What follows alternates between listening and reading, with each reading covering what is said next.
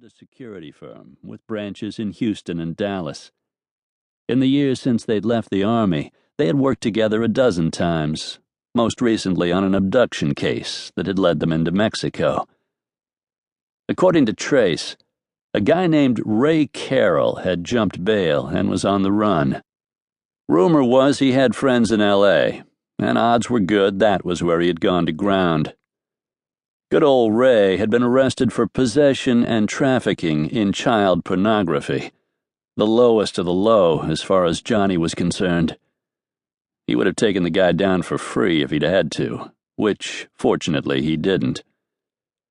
The case was interesting because Ray was the grandson of the late Texas oil billionaire C.P. Carroll. C.P.'s widow was filthy rich, and she doted on her grandson, which, with that kind of money at his disposal, made Ray a flight risk. His bail had been set at $500,000, which his grandmother had posted. But Ray had taken off for parts unknown, leaving Grandma on the hook for a boatload of money if her boy wasn't caught and brought back to appear in court. For 10% of the bail fee, a cool $50,000 less a referral fee to Trace, Johnny had agreed to find him. Surprisingly, once he'd started digging, narrowing his search hadn't been all that hard. Since leopards didn't change their spots, and jackals like Ray were fairly predictable, it didn't take long to find out that Carroll hung out in the local strip clubs.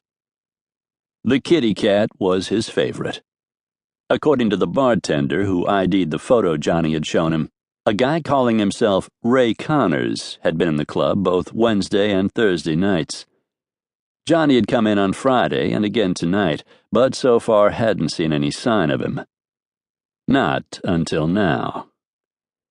The black padded vinyl front door swung open, letting a thin slice of street noise into the club. Recalling the photo, Johnny recognized Ray Carroll as he ambled over to the bar. He was an average-looking 40-year-old with thinning brown hair and the kind of greasy smile you'd expect to see on a creep like him. He sat down on one of the black vinyl bar stools, and the bartender, a tall, spare, good-looking Hispanic guy named Dante, flashed Johnny a heads-up glance before taking Ray's drink order, a double Grey Goose martini on the rocks. A cocktail waitress walked past.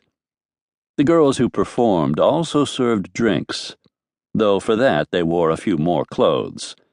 This one, a brunette, was tall and svelte, dressed in a little blue satin two-piece number, the bottom cut high on the sides, a built-in push-up bra shoving her heavy cleavage nearly over the top.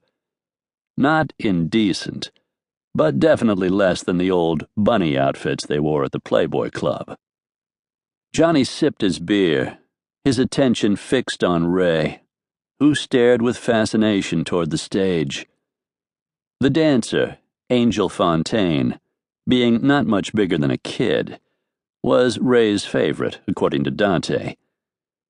He watched as she dipped and swayed to the music, the red sequins on her nipples flashing in the spotlight, the light changing color to the rhythm of the music.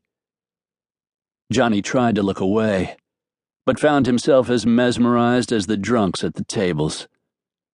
Like the rest of her body, her breasts were perfectly formed, not too large, not too small, and tilted provocatively upward. Her face wasn't perfect, he had finally gotten around to noticing. Her mouth was a little too wide, making her pouty lips a little too pronounced.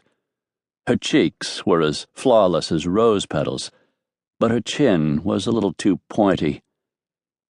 She was the sexiest woman Johnny had ever seen. She turned, thrust her pale, luscious ass into the air, and wiggled it suggestively, and his groin tightened. If he didn't make his move soon, he wouldn't be able to walk, let alone make a collar. Ray came off his stool just then and started toward the stage. Johnny noticed the folded dollar bills in one hand as he approached the little blonde.